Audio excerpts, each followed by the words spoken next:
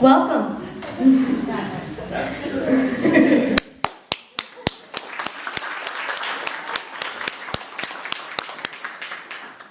I'm Isla.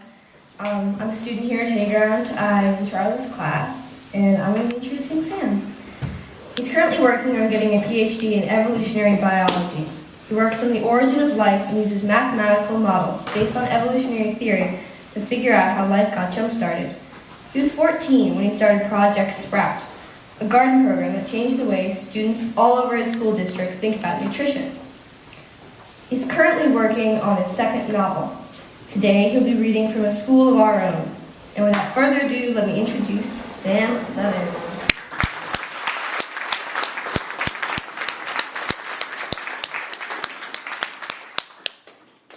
Thanks, Lila. I've been doing this, going around and talking about this book, and I'm thinking I should start ranking the places I go based on the age of the people that introduced me, which would put you guys by far at the front. And so thanks to Hayground for having me here. Feels a bit like coming home. And thanks to all of you for coming. I'm going to talk a little bit and then, like Mila said, read a little bit and then hopefully open up to questions.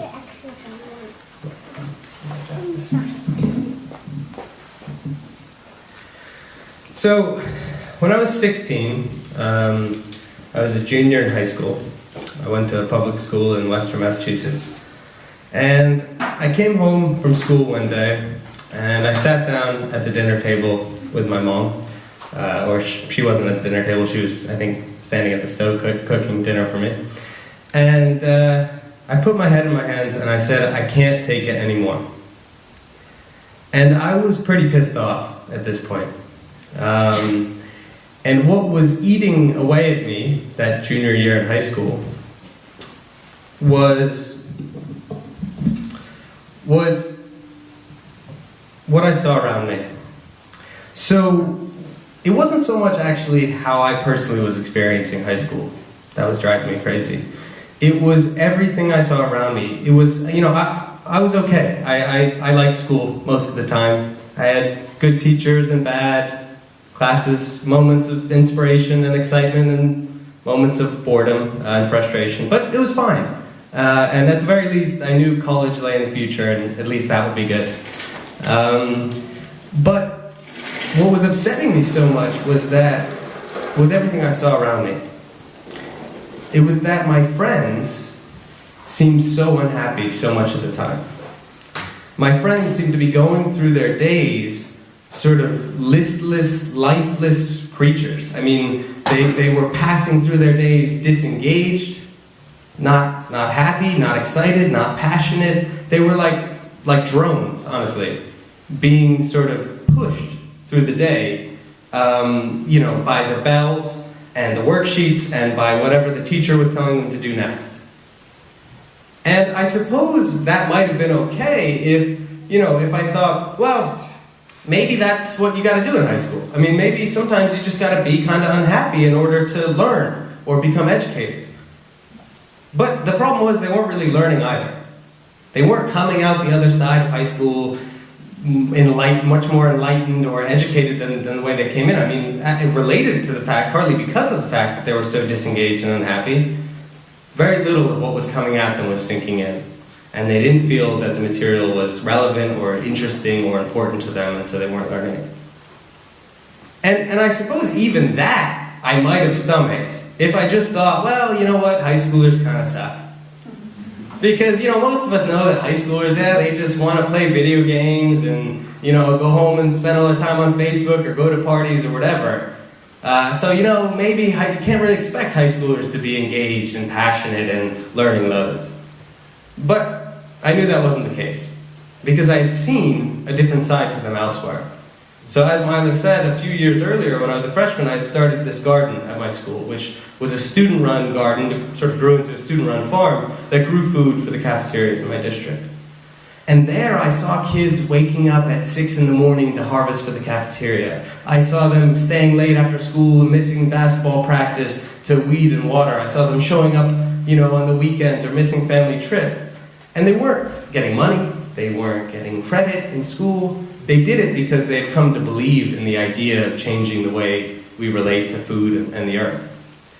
And so that's what really started to eat at me my junior year of high school, was the mismatch between what I saw in the garden, the passionate, motivated, committed, devoted kids, and what I saw in the classroom, the lifeless drones.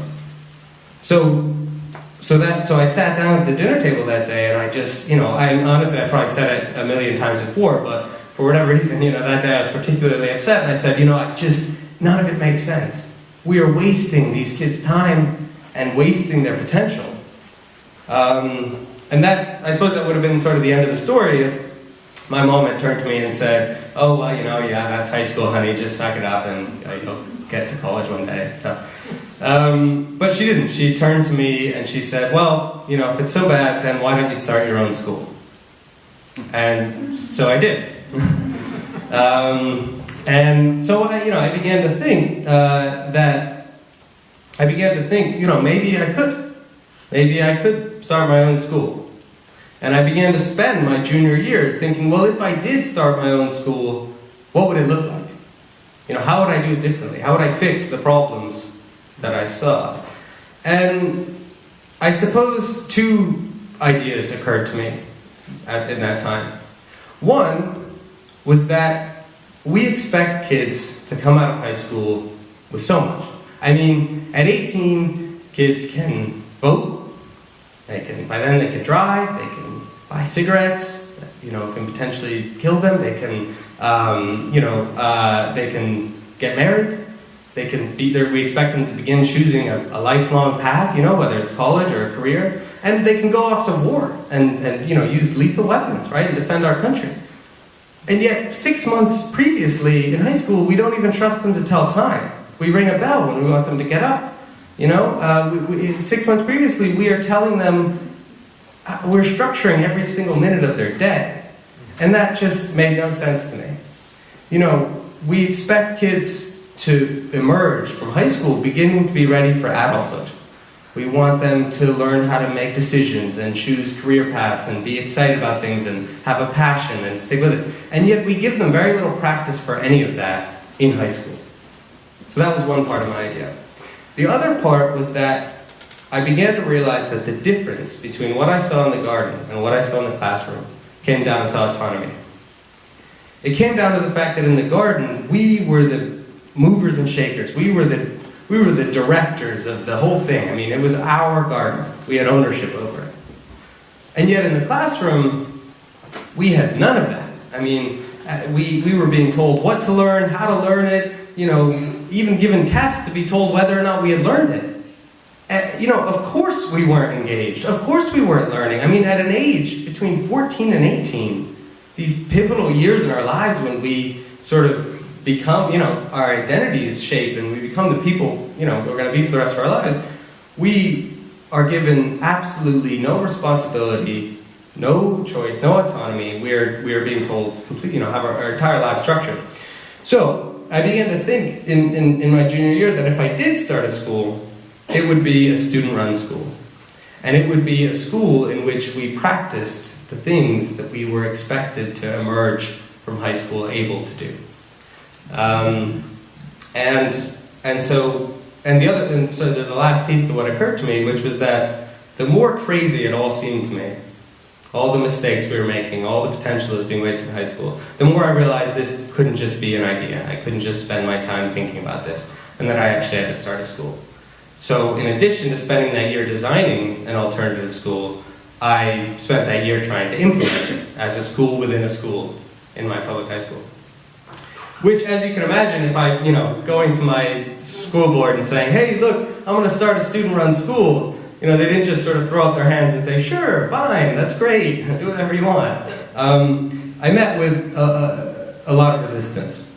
And the idea freaked people out and even infuriated people. And, to sort of give you a little sense of what that was like, I remember very clearly being in probably the millionth curriculum steering committee meeting.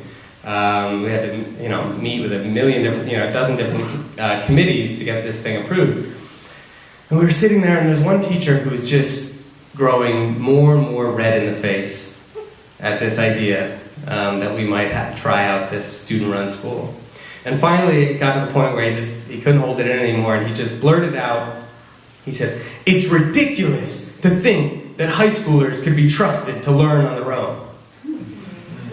And, you know, that captures, I think, what we were facing, or what I was facing.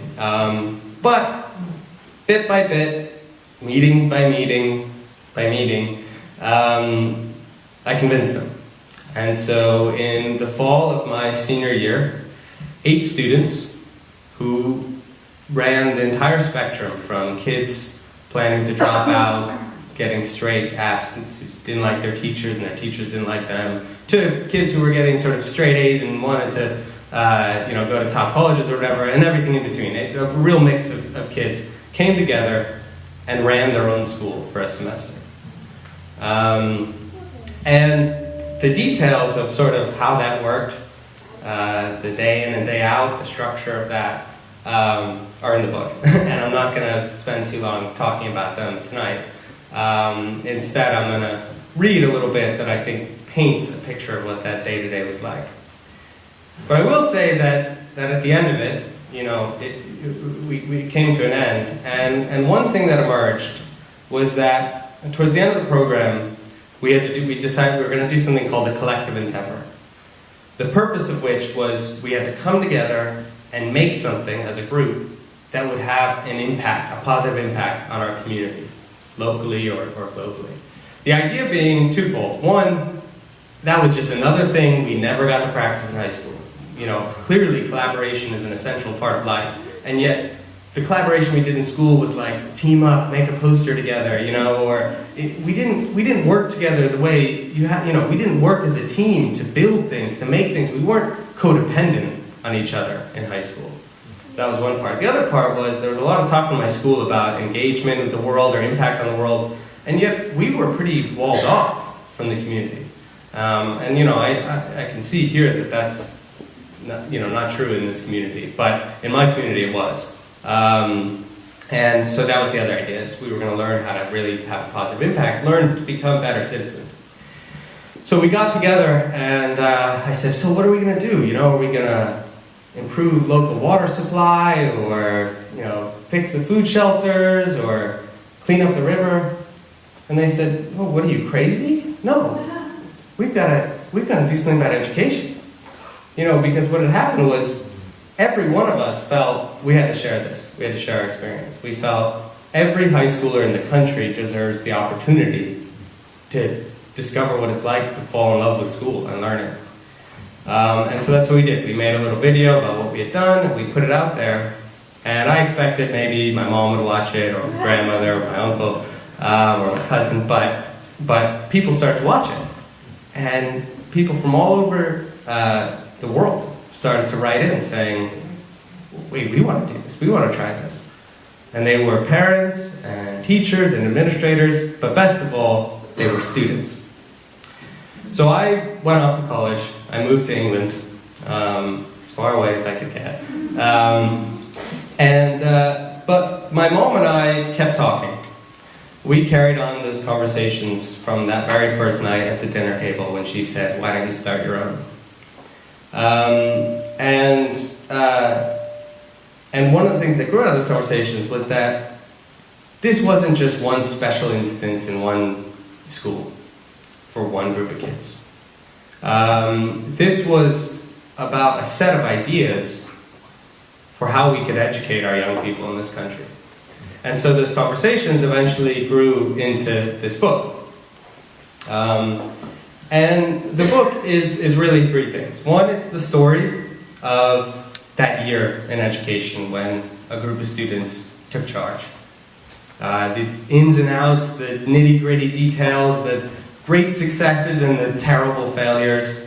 And it's, from my point of view, I tell my version and how I experienced that as a student, and also from my mom's point of view, who's a developmental psychologist, has been for 37 years. And it's her view as an adult, as a mom, as a teacher, but also as a psychologist, about the ways in which these ideas tie in with what we know about adolescence.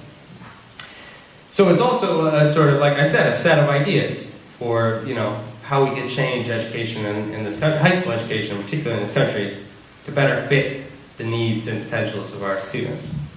But, like I said, all those students got in touch saying, well, we want to do this. How do we do it at our school? So, closest to heart for me, this book is also a how-to of sorts.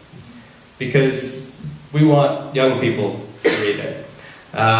We want this to be something that real high schoolers all over can pick it up and figure out how they can make change in their schools. So, I'm going to read a little section, and to give you an idea of what the book's like, but also because the little section, I think, paints a picture of the day-to-day, and then you guys can ask questions about, well, anything.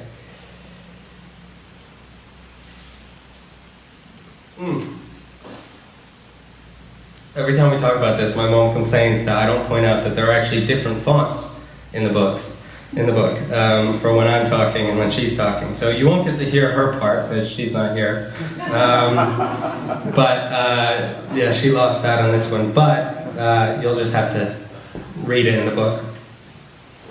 So, in this part of the book, we're talking about the very first, early on. It's one of the first weeks. And in our afternoons, everyone works on something called an individual endeavor. Everyone has the whole semester to do one big project, anything, build a boat, write a play, or whatever. But in the mornings, we work on academics. And here, we're focusing on the sciences. And the way it works is every Monday, every student has to come up with a natural and social science question, and then spend the week pursuing their answers, reading books, going online, talking to teachers, finding experts outside of the school. And then on Friday, they have to teach the rest of the group what they found. And because it's early days, I'm nervous. Because I just spent the whole year, my whole junior year, convincing my school to let us do this totally insane student-run school. And now I'm thinking, well, wait, what if I was wrong? What if it's a total disaster? That's all on me, and, I've sort of ruined all these students' lives, semesters. And in particular, I'm nervous about one student who has been, in the first 2 weeks or so, sitting there. I later found out that he thought the whole idea was stupid when he first heard about it, the independent project. And he's been sitting there in the corner looking grumpy and disinterested. And his name is Rex. Eventually, everyone had gone but Rex. We waited for him to say something. And when he didn't, Tim said, "What about you, Rex?" "I don't know," he said, the brim of his hat tucked low over his eyes. "Didn't you think of anything this weekend?" said Mirabelle. "No," said Rex. Great, I thought, this is it. The teachers are right. When the going gets tough, people will just slack off. "Come on, Rex," said Tim again. "We all thought of questions. Isn't there anything you're interested in?" "No," he said, still looking down. "Not really." A surprising voice spoke up. Dominic. He and Rex were buddies, and he was the last person I would have expected to prod Rex into coming up with a question. I guess I was more small-minded than I realized, and suffered from some of the same handicaps as the teachers I had failed to convince on the curriculum steering committee. I thought he would have backed his friend and taken the easy route. I was wrong.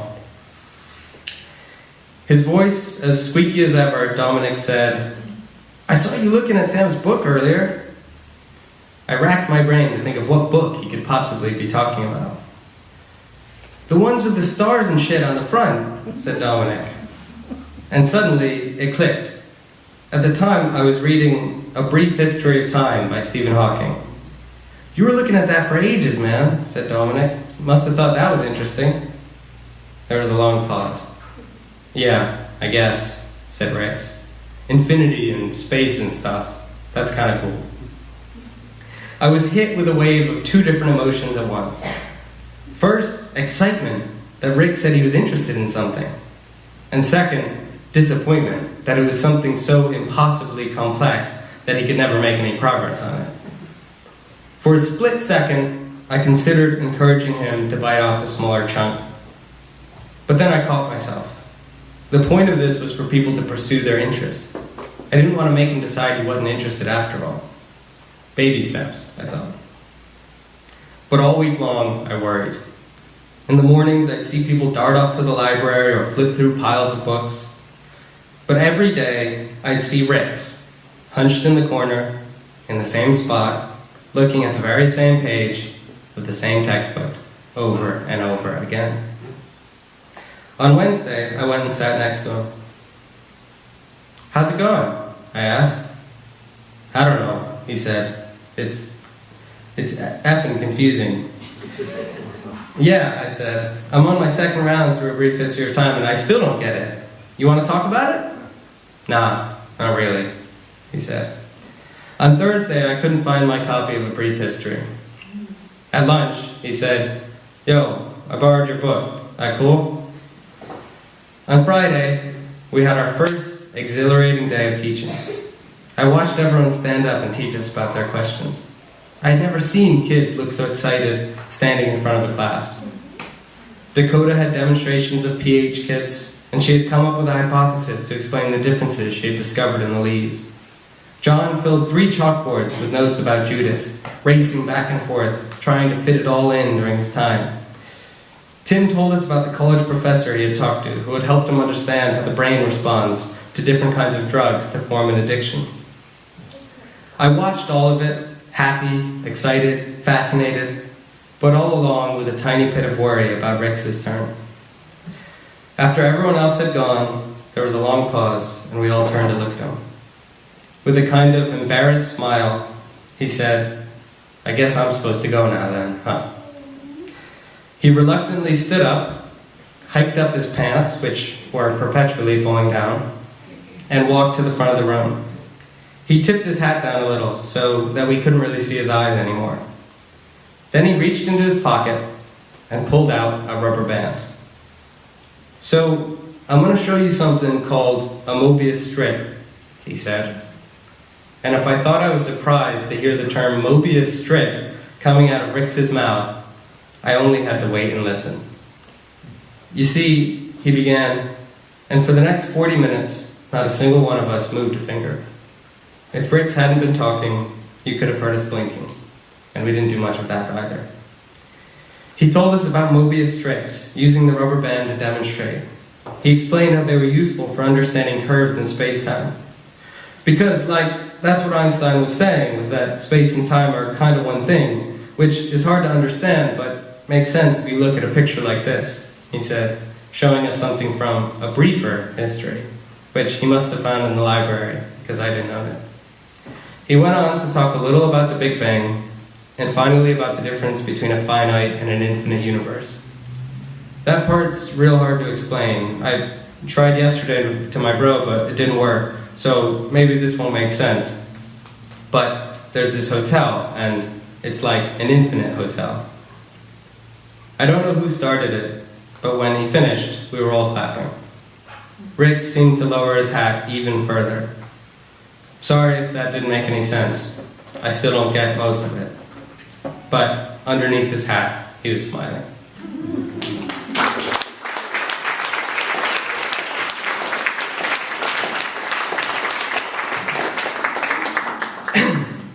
Normally I would end there, but I just want to say one more thing, because sometimes there aren't young people in the audience, and luckily there are today.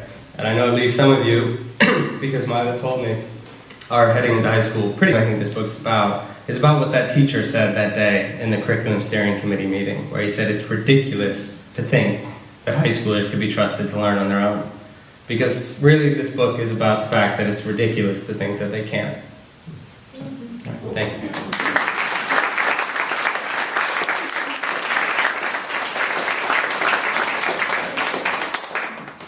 Yeah, we have time for questions, Annie? Yeah, I have a question. When you gave your reports, was it just to the 8 students who were doing this, or to a larger audience? You mean like the Friday teachings? Yeah, so did everyone hear it? I don't need to repeat the question, okay. Yeah, that's a really good question. We wanted it to be, well, I certainly wanted it to be for anyone who would come. And in particular, it relates to a larger issue, which is that when often when I first tell people about this idea, they say, "Oh, what? So what, do you want to get rid of teachers or lock them up or something?"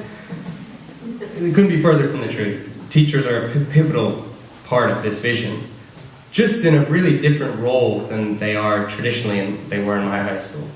In my new vision, we describe this in the book. They are no longer at this. They're no longer the sort of lecturer at the podium, the sort of sage on the stage or whatever. They've become more embedded with the students. They're leading from behind as opposed to the front. So they're there as sources of expertise, guidance, support, coaches, and also as models of good work, working alongside the students. The school wouldn't give us that time, so they approved the program that first year to run as a pilot, and I should say it's now in its 7th year, no longer a pilot. But then they didn't give us any teacher time, and the unions wouldn't let us, and they also didn't give us space, so we were in the coach's office of the girls' locker room. So we wanted teachers to be there to give us as sources, as experts, to give us feedback like the other students were doing. But we couldn't get official time. So every Friday we invited the whole school. We put out reminders and the specific things that would be being taught about. Unfortunately, I would say only 20% of the time did people come. But sometimes they did. So yeah. Sam, you said you couldn't get teachers and things because of the union. Has that changed now that the program's 7 years old? What's changed with that? Yeah, and I shouldn't have said, I didn't want to make them out to be the bad guys. It was complicated. The school didn't give us time, and then obviously, even though teachers wanted to volunteer, some teachers, the ones who were behind the idea, wanted to volunteer their time, it was hard to work that out. That has changed. So I think they approved it as a pilot because they were finally sick of me yammering at them and trying to insist on a million meetings. And so finally they were like, okay, fine, you can have a pilot because then when it goes terribly wrong and crashes and burns, we can revoke it. But then it didn't go wrong, and so it stayed. And that's one of the things that's happened, is that now there are teachers associated with it, and it also means that instead of just getting general credits, they actually get specific math, science, history credits as given by those teachers who are there on Fridays and throughout, to give feedback and also to be a source of, to decide whether they deserve those credits.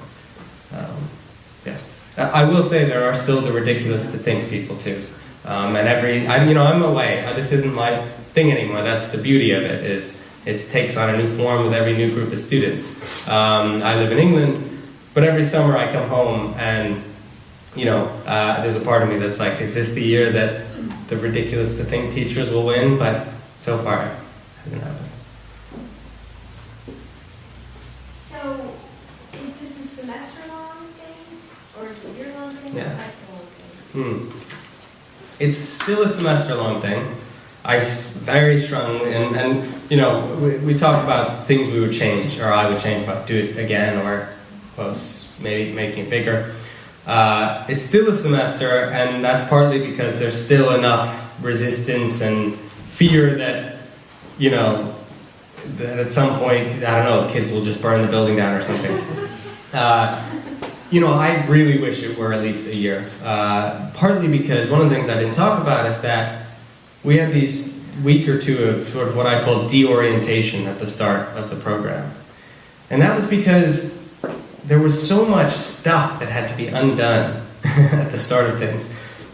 For example, we sat down that first day and the first bell went off and everyone stood up and started shuffling their papers. And I was like, where are you going? And that was a mindset that was related to much more serious stuff than just standing up. Kids came in like bricks thinking they didn't have interests. They were just the kind of person who would never be interested in things.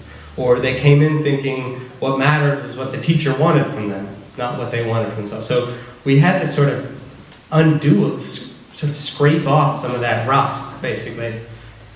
And then by the time we really got going, we were like all pistons firing, full speed ahead. And I just remember thinking, God, if only we had the whole year to keep going. And I'm hoping that that's, I would think that once they saw that first semester, kids could do amazing things. they could do amazing things for a year, but still a semester.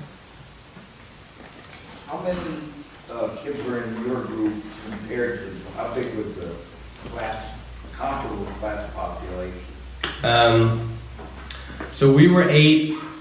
It ranges between 8 and 12. And the class is about 120, 130. And again, I mean, the group size is essential, because one of the amazing things about it was we weren't just responsible for our own education, but for each other's. And that was a really transformative experience. You know, prodding each other, lifting each other up, teaching each other, learning from each other, that was essential. And so I would always want there to be groups of that size. I'd like it to be, you know, I don't know, 10 groups of that size as opposed to 1. But the other big source of fear is parents. Parents are afraid if their kids do this, they won't get into college, or somehow their lives will be irreparably derailed. And again, I'm hoping that now that they see that what has happened to the kids who have done it, that fear will dissipate. That was going to be my next question. What has happened? I assume you're keeping track not only of your group, but there's some mechanism Yeah. to follow the other kids who follow. I mean, keeping track makes it sound very 1984, but yeah. So Rick's, who was planning on dropping out, this was like a last-ditch effort for him. He graduated from high school, which is pretty awesome. And his individual endeavor was to learn how to cook, and to cook a meal at the end for 150 people. And he's now a chef at one of the top restaurants in the Berkshires. And similarly, it's unbelievable to me. You know, the point of this wasn't for people to find their career. It was for a chance to find what it was like to really dig into something and to master something. But it's amazing to me how many kids did end up either in college or after college or instead of college, like Greg, pursuing for careers or, you know, the work that they started in the Independent Project. And, you know, it's amazing, kids who were planning to not finish high school, finishing high school, a sophomore who, we were supposed to just be for juniors and seniors. But there was one sophomore who had been really struggling his freshman year. His teacher just thought he hated school and he was going to have to just do the lowest level courses and everything. So we let him into the program anyway. He ended up doing the Independent Project for the rest of high school, you know, his sophomore, junior, senior year. He went to college, and he's now a published author. So yeah, I followed them, but kind of in a loose way. Forgive me if it's in the book. I'm going to say just read it in the book. Okay. But how did the school treat you as far as getting those credits to graduate from high school? Were you treated as like, oh, you went abroad for a semester and came back and still had to do your gym and your English, or were those credits fulfilled and accepted in order to get like a state, you know, in your field Regents diplomas? How did that kind of work out? That first year, it was a semester's worth of general credits, like elective credits, which was very unfair to all of us, but especially students like Rex, who already were like not wanting to do any classes, and then afterwards they had to do, for example, an extra half English credit, and it's a testament to those students, I think, that they did that. Now they get, like I said, all the semesters worth of English, math, science, history, plus 2.5 elective credits. Did you solely rely on each other to come up with the curriculum throughout the semester? The general structure, and this is a question where I'll point you to the book for more details, but the general structure was designed by me in my junior year, with feedback from talking to people, lots, you know, friends, teachers, my mom a lot of the time. It was designed by me, but it was a very loose structure. I mean, there's about 3 things that we set out, and the rest emerged from the decisions we made as we went. And when things went wrong, figuring that out, which again it's rare that when kids are told what to do, but the flip side of that, by teachers, the flip side of that is that the responsibility is on the shoulders of the teachers. I mean, they shoulder so much. When things go wrong, it's up to them to figure out how to rearrange the desks or change the test or whatever to fix that for kids, to make it better. And that was part of it, was this responsibility was now on us when things went wrong. So a lot of it was adapting as we went. But there certainly are, like I said, the beauty of this is this will look different every time and with every community. And I think as it should, as schools should reflect their community, as this school does so much. But there are some core principles behind it that I hope would stay the same. That are, again, this sort of, in fact, that's the middle chapters of the book are about the core things that we felt are essential. One more question. I don't know what. Yeah. Did you find, or did they find that as the program aged, you had better attendance at the Friday presentations? In that year or in subsequent years? Subsequent years. I mean, you said that in that year it wasn't as much as you. I think the school has come to embrace it a bit more. Not as much as I'd like, and to be honest, I'm not there anymore, so I'm not the best spokesman. But it's amazing. I mean, we've been traveling around talking about this, and it is amazing the level of, and fear is, I think, the best word for it. There is, and it's understandable too, but there is still a tremendous amount of unease around teenagers. We think they're these wild, and we are a little wild, but there's the amount of unease around teenagers is disproportionate to what they're actually like, and certainly to their potential when the right conditions are set up for them. So I guess the real answer is I think the rest of the school hasn't embraced it as much as they should, but more than they did. Okay, one more. And then no. And I've been holding back because I'm not really sure how to structure the question. Okay. But one of the things that I heard you say in the very beginning of your speaking was that high school students are really held back by the constraints that we put on them in high school. And then there's this expectation that they're adults and that they're going to go out and do all these things that adults should be doing in the world, but we haven't really given them the opportunity to practice or to learn or to grow or whatever that means. So, and I think that I know that you went right to England to go to university, is that? Yeah. So I'm wondering what happens, and I'm thinking about U.S. colleges, but it could be anywhere, like what happens when these kids go to college? Does it suddenly open up in the way that you would expect learning to be, or is it still kind of happening within the same constraints because we've stretched adolescence now to the 20s? Right. Well, I can speak. I have two parts to that answer. One is my experience, which is I did go off to England, and the university I went to was unbelievable to me, the things it shared in common with the Independent Project. And that's not to say, and so much of it was about independent work and becoming interested in a question and pursuing the answer. And so that was surprising to me and very cool. And I know, my mom talks about when she's here as a professor, the thing that professors want most from their students is that ability to have interest and pursue them. And I know, I just actually, yesterday was in Cambridge, and there was a Harvard professor there who came up to me afterwards and said, I'm so sick of having students come up to me and say, what were you looking for in this essay? Or, what did you want from me for this prompt? And what he was saying, what I want more than anything is for them to tell me what they're looking for, what they want. I can't speak for every college, but I know that this is what we want long term for our kids, for people, right? Is to be able to find things they care about and then run with them, to be able to, build things on their own and with others, So regardless of, so in the long run, I at least hope this is what we expect for our students. And I think we can do a much better job at doing it for them.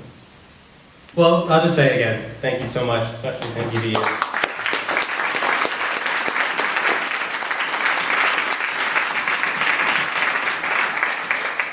thank you all for coming, and there's going to be pizza in the kitchen, and Sam is going to be signing books. Okay.